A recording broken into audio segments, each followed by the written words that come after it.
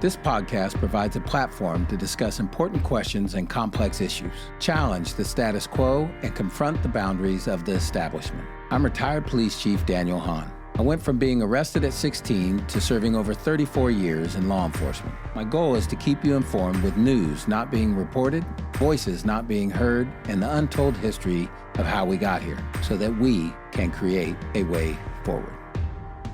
Okay, welcome to A Way Forward. I have a very special guest today. Awesome to have him here with the knowledge and experience that he has. We have Dr. Ronald Chambers. Dr. Chambers attended medical school at George Washington in Washington, D.C. He is the program director of Dignity Health Methodist Family Medicine Residency Program. He was just recently the chief of staff of Methodist Hospital, and he's the medical director for Mercy Family Health Center and Human Trafficking Medical Safe Haven, and is the physician advisor for the Dignity Health Human Trafficking Response Clinical Facility for UC Davis School of Medicine. And I could go on and on and on, but I'm gonna leave it there. Needless to say, has a ton of experience, especially in some of the areas I wanted to cover today. But why don't we just start with talk a little bit about your upbringing, where you grew up, and ultimately what made you interested in medicine? Sure. I grew up in Shasta Lake, about 2.5 hours north of Sacramento here. And it was, Shasta Lake's a beautiful area. It's also a very poor area, a lot of methamphetamine use. My dad was the town doctor in town. And so I kind of grew up with that mentality. People would sometimes bring in, salmon they caught to pay him. And it was to the house or something? Yeah, well, to his office. And that was kind of that almost like old school doctor mentality. And, if you went to the grocery store, people would be stopping you in the aisle and showing them the rash that they have. And he just took it all in stride, and it just seemed very natural to me. So as a kid, you're watching all this? Yeah. And, all were welcome, so that was important. Mm-hmm. Being in a poor area, everybody needed to be welcome. And so was that, you just always wanted to be a doctor watching that, or how'd you get into medicine? Yeah, I think so. Even from a young age, he would have, my grandma was the nurse in his office, my mom was the office manager, and, even at a young age, I'd be doing blood draws or giving the kids immunizations, or, as I got older, if me and my friends were out running around, somebody fell and, split their chin open. I remember in high school calling him up at 11 at night, and meeting him at the office, and me and my friends, him having us all put a stitch in my other friend. So it was just really that kind of feel of, it just felt very natural to me to go into medicine. Cool. And we'll get into this much more in a minute. But at some point, you got very much involved in the whole world of human trafficking and helping people that get caught up in that world. I got a bunch of questions for you about that, but I'm just curious, how did you get involved in those efforts at the very beginning? Like, what made you want to help in that area? What made you get involved as a physician? And I know you pour a lot of heart and soul into that effort, but what pushed you or got you into that? Well, I think there's a lot of different opportunities in medicine as a physician, and I was kind of drawn to the healthcare system in which I work, Dignity Health or Common Spirit Health, because it's a very mission and values-driven system. Their kind of overriding mission is caring for the poor and the vulnerable. And I really always have felt like it's something that's more than just said there, it's actually done there. Right. And so being part of an organization that kind of shared those ideals and values was important. And interestingly enough, back in 2014, multiple agencies, everybody from community agencies to law enforcement to social work, various players, legal, you name it, in our communities were approaching healthcare, and they were saying, there's a big issue here in our region, well, throughout our country, throughout the world, but, we're dealing with human trafficking, and, medicine's kind of last to the table. We could use your help. And interestingly enough, but I think very consistent with that underlying mission and values, Dignity Health stepped up to the plate in that regard. And they really created what's probably nationally the most robust human trafficking response program as a hospital system. And I say that working at lots of different levels in this work. And it's my opinion. I won't say it's a fact, but when they unleashed this, it was back in 2014-15. And initially, it was falling under a woman by the name of Holly Gibbs, who's a survivor herself. And when it was revealed, I reached out to Holly. This program's going to be launched. I really feel like this should be part of my residence medical education because it feels very intuitive to me that we should be part of this. And Holly was very responsive, excited to have some involvement coming outside. And so I began working with Holly and others, and very closely over the next number of years, basically writing up and developing response protocols and then training staff on how to identify and appropriately respond to people that are being trafficked that are found in our hospital and our acute care facilities. Concurrent with that, though, and kind of coming from a primary care lens, it seemed, again, very intuitive that if you're dealing with individuals or identifying people that have days, weeks, months, years, even decades of trauma, abuse, exploitation, they're going to need our ongoing help from a medical standpoint. And so while we were doing that, concurrent with that, we established what we call a medical safe haven within our residency clinic so that these identified individuals could be brought to our clinic for their longitudinal care. And originally that started at the hospital, right? Yeah, so the initial protocols that were being launched were really aimed at educating hospital staff. And to be completely transparent with you, I think that's a really important piece. Most identified individuals that are being trafficked are in the emergency department, but it's all settings, labor and delivery, ICU. I can tell you that these response protocols, education, and training that we've done is incredibly important and useful. My residents routinely identify individuals that are being trafficked in our hospital settings. I mean, we just did this week a minor being trafficked. So this has become a routine part of our practice. But what I would say is that most hospitals and hospital systems that have implemented any type of response protocol, and they're very few and far between, they've kind of stopped there. They've put some time and effort into educating and training their staff. But if they identify somebody and they're able to put them into a safe house, that's the point where they literally pat themselves on the back, say job well done. And in my opinion, that's neglect. These individuals need our attention moving forward. And I think that's what kind of led you to help create the Safe Haven Clinic. Is that more of the follow-up that you're kind of talking about? Absolutely, absolutely. So if somebody's identified in the hospital setting, or even more frequently, they're picked up by law enforcement last night, brought to a safe house, they're very quickly brought into our medical safe haven. And from that standpoint, we can help stabilize basically from, both a mental health and physical health standpoint. And transformatively, I can tell you from my experience that I think both are incredibly important aspects of this work. But I see really so many lives changed when I have the benefit of working with these same individuals over the course of weeks, months, or even years.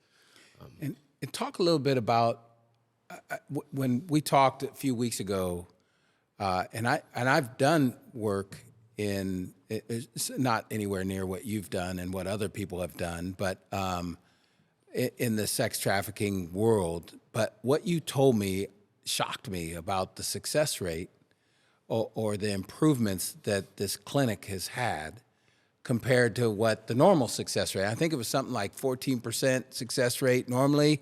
Talk a little bit about what you've seen as the success of this medical world being involved in this whole process of helping women escape this environment.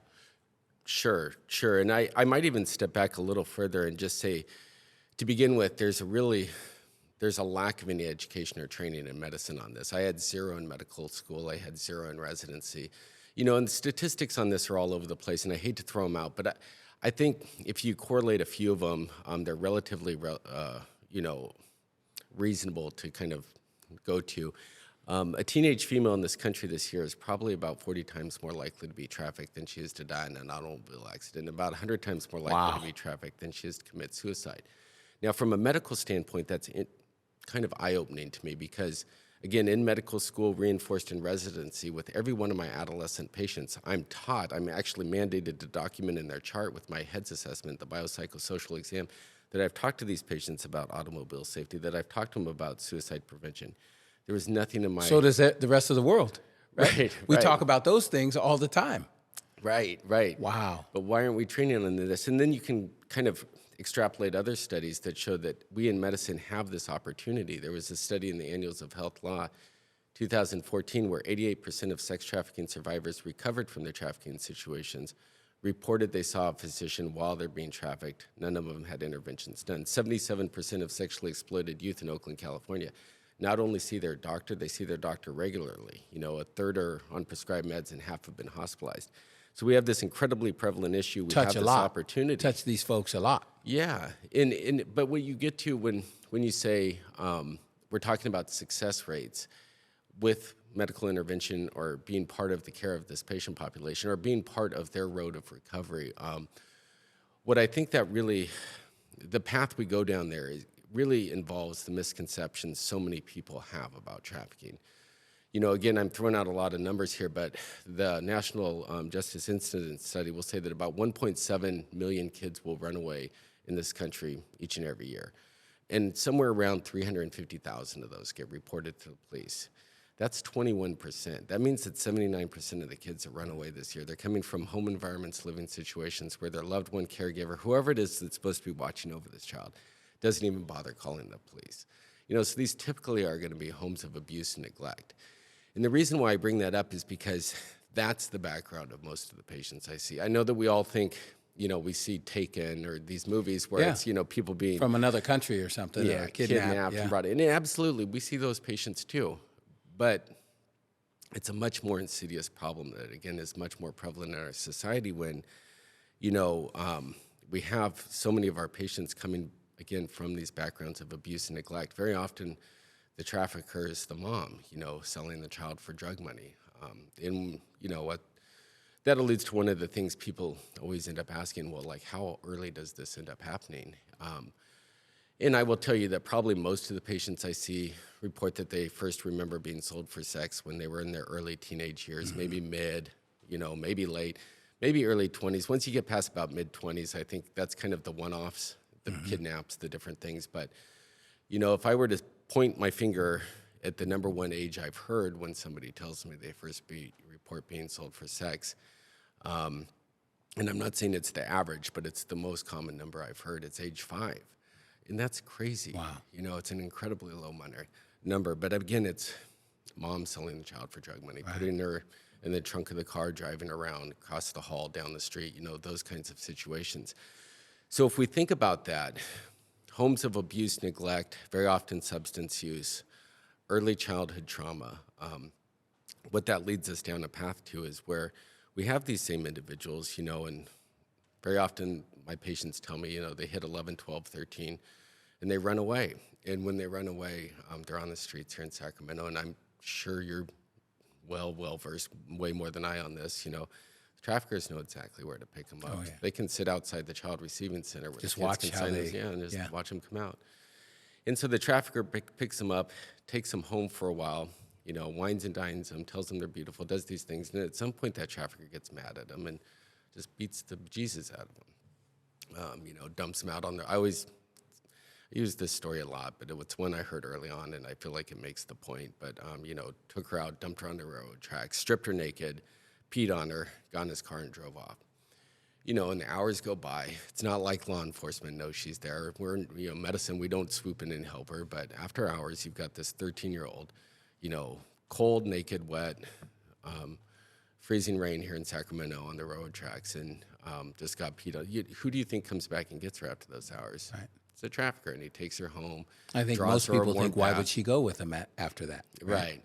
But he's going to draw her a warm bath, take her to dinner, buy her a gift. And you think about the psychology behind that. And this doesn't happen once or twice. It's over and over and over again during the developmental years of this child's upbringing. So you take those situations in that developmental upbringing, and what you run into is trauma bonding. And trauma bonding is a term that's a little hard to wrap our heads around. I actually prefer the term trauma-coerced attachment. I feel like it seems a little more medical, but basically that situation happening over and over again creates these psychological chains that I would argue are just about as strong as any metal chain you could put on somebody. And so again, the reason why I dive down this road is because I always feel like it's one of the most important pieces of this conversation. One of the most important misconceptions to address is people say, well, we got her out, like job's done. Right. No, it's far from done. And so that's where you get to that success rate you just mentioned. We did a study with a local organization, Communities Against Sexual Harm, and they have a really robust anti-trafficking program that's very full scope. And by the time somebody completes their program, they have employment, they have stable housing, they may be in education, parenting classes. I mean, it encompasses all of these factors. It might take 18 months, may take 3 years to get through it. But basically, it extrapolates to, by the time they've completed that program, they've created a stable environment, living situation for themselves. So you extrapolate it to getting out and staying out of trafficking. Right. Now, their success rate with their clientele has been about 15%. That means that 85% of those same individuals more than likely end up back with their trafficker. I think it also points to how difficult it is Right. to recover from all that trauma you just talked about. Right. And so what we found, working with this patient population over these years, we apply a lot of different modalities that we've kind of created best practices for, because this, again, isn't in the medical literature. But when we think through what we're dealing with, we've published some papers on this, like basically we're dealing with stress-induced reward pathways, we believe, and we can help mitigate those. And so one of the things that, I think was a big hallmark, our big study that we came out last year with, and we got some really nice national awards on it, was that if a patient is brought into our clinic and we're able to see them, we're able to treat them, we're able to work with them, their rate of completion of the program with cash goes up 437%, which is a crazy outcome. I can't say I've ever heard of something improving that drastically. Right, and especially in medicine, we're happy if we get a 4% increase, Right. but to have a 437% outcome was a wonderful, and it had a fantastically low p-value, meaning very statistically significant. And concurrent with that, it overlapped with these same individuals coming in with polysubstance use disorders, with mental health diagnosis, all of these other factors. And what was really interesting in that study is we did a survival analysis comparing these same patients, same populations, if they were brought to any other medical clinic in town, any other health system, and they did not have that success rate. So there was something unique happening within our medical safe haven. But I will also tell you, it was very intentionally built, and it has been modified and changed over the years, all with our patients' survivor input, At the center. case management input, law enforcement input, everybody working together to help us be able to take care of these patients. We have an embedded advocate that we work concurrently with Weave that's in our clinic, helping case management. We have negotiated rates for labs that we use grant money to pay for, for medications that we use grant money to pay for. We provide transportation. Our initial intakes, the patient comes right in, they bypass the waiting room. We have a 90-minute appointment to do that intake. And then we've really created ways that we feel like we can help mitigate complex post-traumatic stress disorder, which all of these patients have. I want to jump in right there real quick, because in our past conversation, you told me something that I'd never really thought about. And I want to get to in a second the collaborations and partnerships you've been speaking about since we started this, because I think that's important. But talk a little bit about some of the purely medical issues that you can deal with. Like you were telling me before about nightmares and not being able to sleep, and some of the initial things that folks that have been trafficked go through when they first leave that are kind of barriers to them staying on this path and not going back. I just want people to understand some of the challenges that I think the vast majority of us don't think about. Right. Yeah, so when, there's actually a whole wheel that we developed, and we published this in a paper called Complex PTSD and Trauma-Coerced Attachment. But basically what we see is these individuals coming in with this developmental trauma. and they're coming into a trafficking situation. And then you think about this person's life. It's very high intensity. It's all pedal to the metal, foot on the gas. Like, you know, there's no downtime. It's all fight or flight response. It's all stress hormones being released all the time. And you take that individual in that situation, and what we've theorized is that we're creating stress-induced reward pathways, similar to what like substance abuse may create. Yeah, you take that same individual, and again, maybe by whatever mechanism, law enforcement, some community agency, they get pulled out and put into a safe house, and now they're hearing crickets at night. You know, think about how unfamiliar that is. What we find is in that transition period to a stable, safe living environment, that's when this individual has all of the ramifications of their their previous trauma rear its ugly head. And that very often presents itself as post-traumatic stress disorder. And we have to understand too, post-traumatic stress disorder is not one entity. You know, there's acute, there's chronic, and then there's complex. And if somebody has post-traumatic stress, disorder from a car accident, that can be real disabling, completely impact their lives. And I'm not discounting that at all, but that's a point in time. This is somebody that's had that throughout their entire upbringing. Probably even before the sex trafficking started, right? Exactly. The home environment. Yep. Yeah. And so we think about what that does to brain development and symptomatology over that person's life. So they get pulled out, put into this safe environment.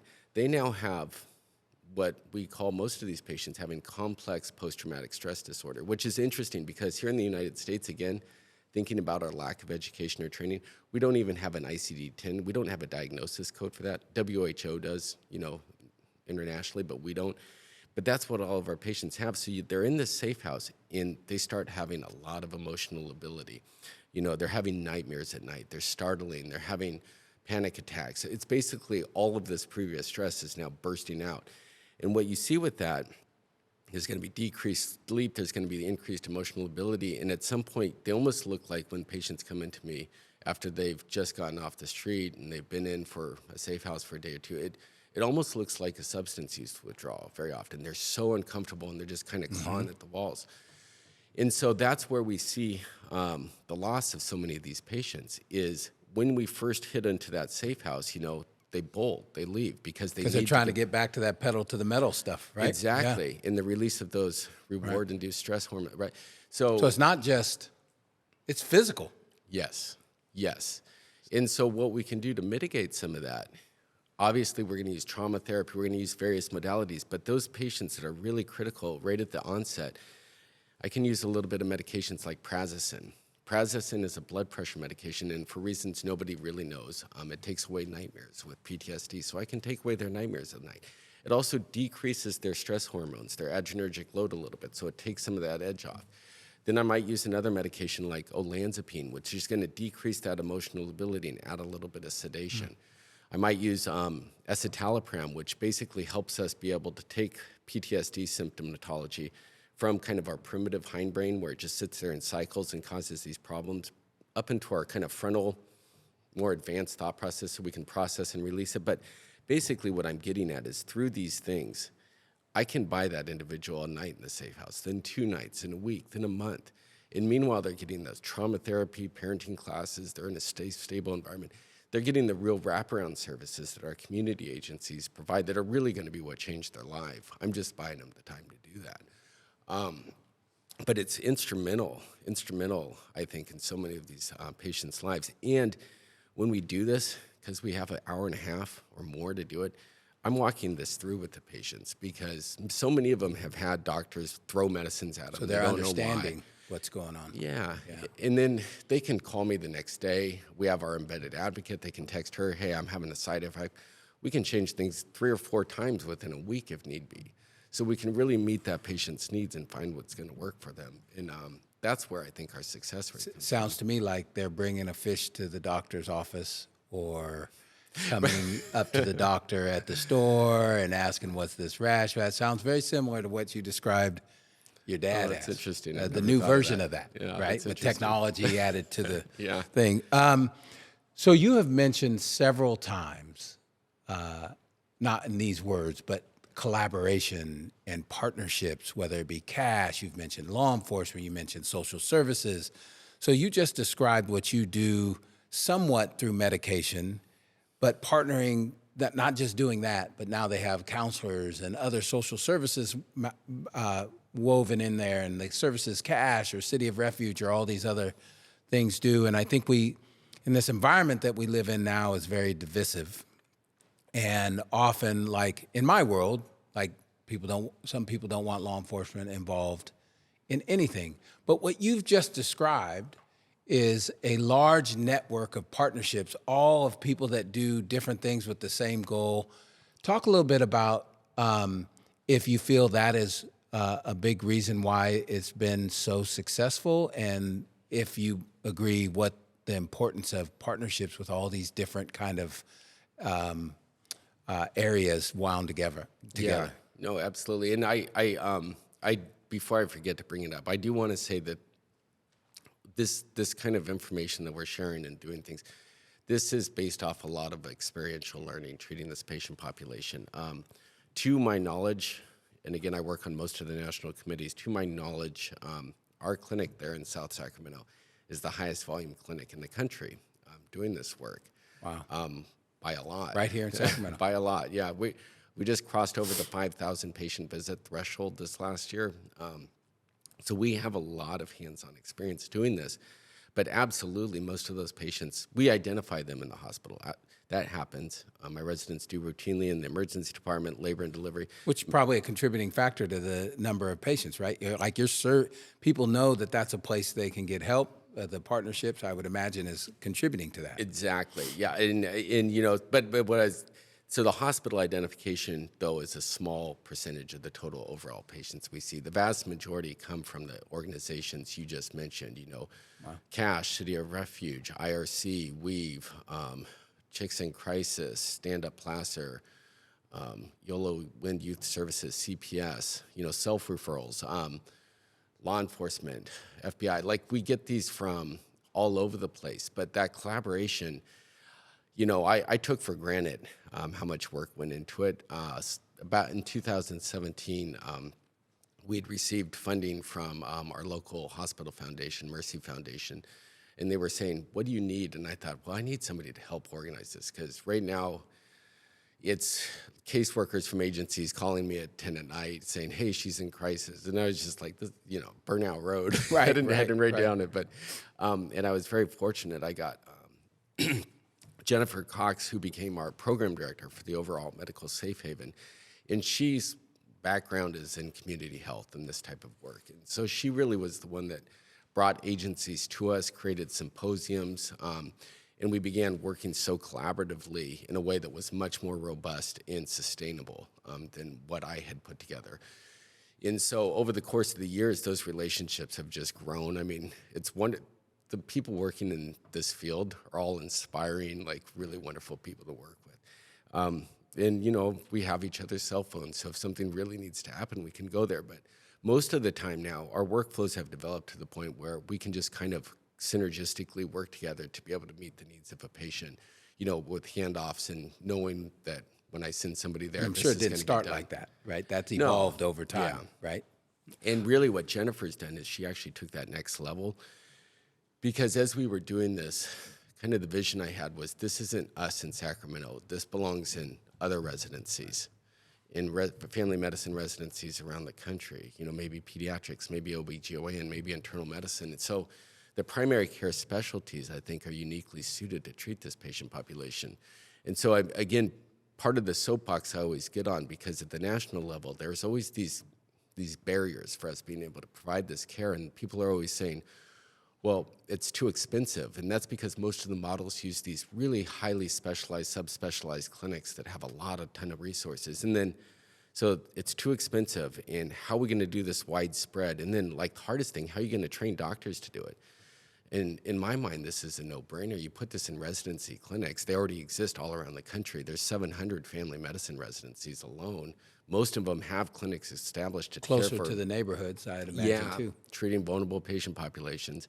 Our experience implementing this model of care that we've worked with and developed, and we actually, on our website, we have books on how other clinics can do it, like step books.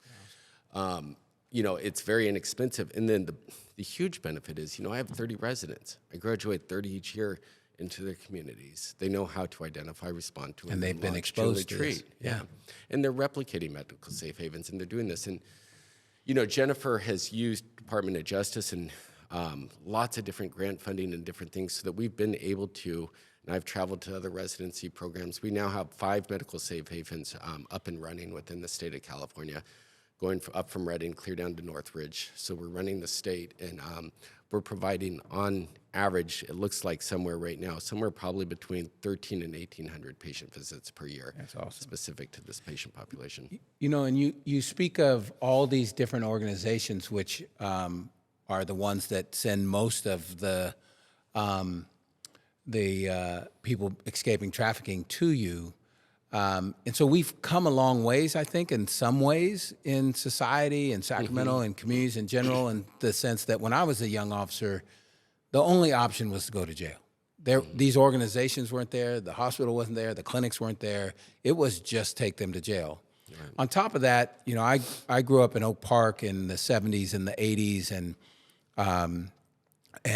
I grew up right at the corner of 33rd and 2nd Avenue, which was one of what we called the stroll at the time, where women were being trafficked. It was one of the biggest locations for trafficking in Sacramento. And so we watched it growing up 24 hours a day. And the common things that were said at the time was, this is a victimless crime.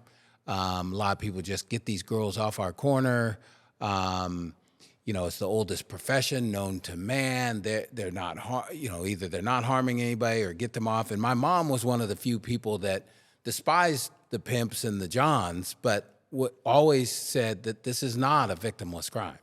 These girls are the victim, and our community is the victim, and would try to help. So talk a little bit about the challenge of, which is why we're talking, but knowledge about what goes, talk a little bit about what you feel is the challenge of the lack of knowledge of just the general public about all the things that go into how these girls end up being trafficked. Right.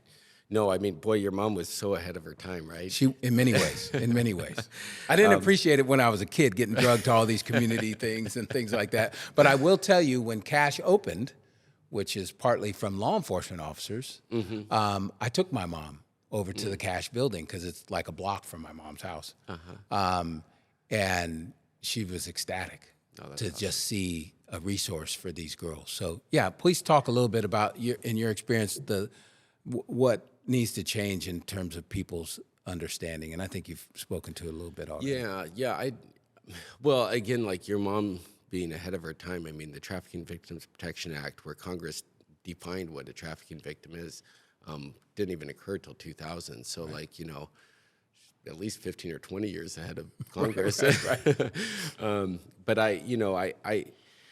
I do think that in that definition, again, therein lies a lot of the misconceptions. And I don't have the entire definition memorized, but we tend to use what's called the AMP model of identification. That means action means purpose. And so the action is going to be the harboring, transportation, obtaining, providing of a person. The means is going to be for sexual exploitation or labor. The means is going to be force, fraud, or coercion, and then the purpose is going to be sex or labor trafficking. And so if somebody's meeting all 3 of those, they're now outside of the realm of commercial sexual activity or voluntary sexual activity or survival sex or, all these other things that, again, I'm not here to vilify or to pass judgment on. Everybody has their own lived experiences. But at the same time, if somebody's meeting those qualifications, there's a secondary factor there now happening that is detrimental both to that person and to our society, in my opinion. And so that action means purpose model of identification is very often something, again, people don't understand. There's also a caveat on that if you're under the age of 18 and you're involved in commercial sexual activity, that you don't need to qualify for any of the rest of that to be considered a victim of human trafficking. So if you have a 16-year-old dancing nude at a strip club, she's a victim of human trafficking because she's involved in commercial sexual activity. She's under the age of 18. And again, I think we have to all go back to where are we at developmentally when these things are happening in our lives. And I really, really, really reserve passing judgment because we haven't lived those lives. And we talk about empathy a lot. I think an important component of that is understanding that I can't understand what this person's been through, Right. but I can help them to the best of my ability. And I think just from growing up where I did and talking and having friends that experienced this world, I think another thing is we all can play a role. And I think you probably know Leah. And she always talks about when she first went out, was trafficked out on Stockton Boulevard, that a police car pulled up to her, her first night before she had ever done anything. And basically accused her of being a prostitute. She denied it. Her and her girlfriend denied it. And then they said, well, you look like a prostitute. And then they just drove off. Mm-hmm. And she goes, look, they weren't mean to us. They weren't rude to us. But she goes, but they didn't do anything. Yeah. And so she goes, I don't know what they could have done at the time, 14 years old. But she goes, they didn't even try. Yeah. And so now with all these other organizations, which still a huge need for more, but there is things people can do to try. And so I want, you mentioned clinics and expanding the clinics, and I know in the past you have talked about putting some services like in Cache, mm-hmm. which is right in the neighborhood. Yeah, we're right? in the process and it's that. A location that folks escaping trafficking grow to trust. Mm-hmm. And that's probably a big part of this is having some trust. So speak to the importance of doing things like that, putting those medical services that are so desperately needed into clinics, into the neighborhoods, as opposed to having to go across town or something to get those services. Yeah, no, I guess the way that I would answer that is we try to respond to what we're told by the people that are doing this work, and our patients. So when we say like going into Cache, which we're in the process, it's very exciting. We're in the process of putting a kind of stop-in center there for some, real limited service medical care. But the caseworkers at Cache are all survivors mm-hmm. themselves. So they have that background, those lived experiences. They also bring that credibility and clout with their clientele that they can share some of what they've been through. But they're the ones that said this is what we need, because we have a lot of women coming into our clinic that we can't get them that next step to come down and see you guys at the medical safe haven. It's 8 miles down the road, right. But if we could get a stop in, have people know that this is a safe place, it could be a stepping stone, And so again, just responding to those types of situations to the best of our ability, I think is really important. But again, that's not led by me. That's led by people that understand where the need is in our communities. I wish I could repeat what you just said 1 billion times every single day, in which you listened to the people. If you're working in the world of sex trafficking, you're listening to people who have been trafficked, right? That have the experience, because too often I don't think we do that. Whether it's reentry, do we ever listen to the people that have come out and re-entered society from institute? No, typically we don't. So that is so awesome, and I think that's probably at the core of why this has been so successful. So I could talk to you all day about this topic, but I want to end with this. If somebody, which I can almost guarantee you there will be a lot of somebodies that is listening to you on a way forward and wants to help in whatever way they can, what do you think are some of the ways that the general public that might not have any experience with this, has never seen it in front of their house, but you touch them mm-hmm. in this and they want to help in this effort to have people regain their lives, really? Right. What are some of the things that you would recommend that they could do?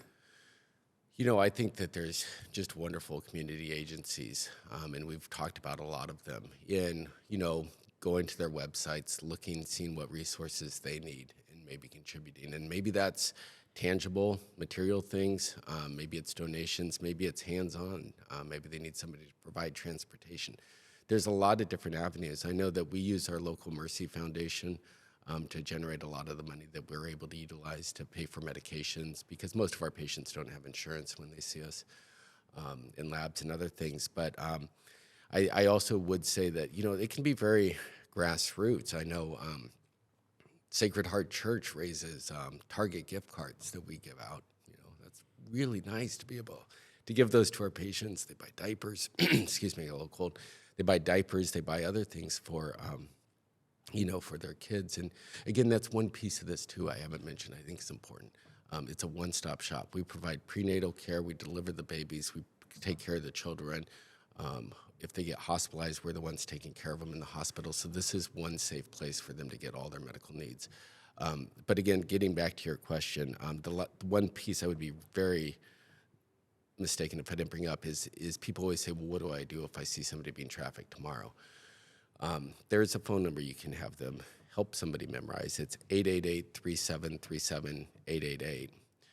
And that takes the person to the National Human Trafficking Hotline. And basically, that can connect an individual to these community agencies, the resources we're talking about in our community, right? And so that's a very simple thing for somebody to be able to offer somebody else. They could also text Be Free, same thing, but it's 888-3737-888 or texting to Be Free. And again, that'll take you to the National Human Trafficking Hotline. Did I answer your question? Yeah. Okay. Again, just to reiterate what you said before, a lot of the folks that come to you are through these organizations, and I think they build a trust with these organizations and the foundation and helping with all this. So that's a great way for people to help on a really important, and it feels like maybe growing kind of thing in our country that is just devastating to the people that get caught up in it. I want to thank you so much. Somebody that is as busy as you, taking the time to help inform people on this critical issue and how they can help and what's being done.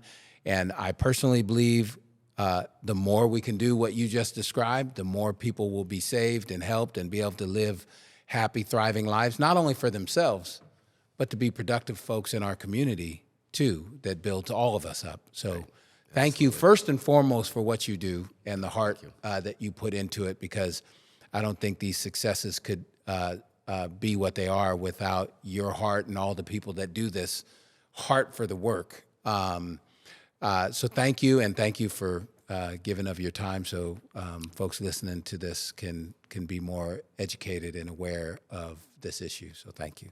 No, thank you for having me. One of the big purposes of A Way Forward is to hear different voices and different opinions, because that is how we can make informed decisions ourselves. So if you are someone that would like to come on A Way Forward to express your opinion, go to chiefhahn.com/podcast. Chief, HAHN.com/podcast.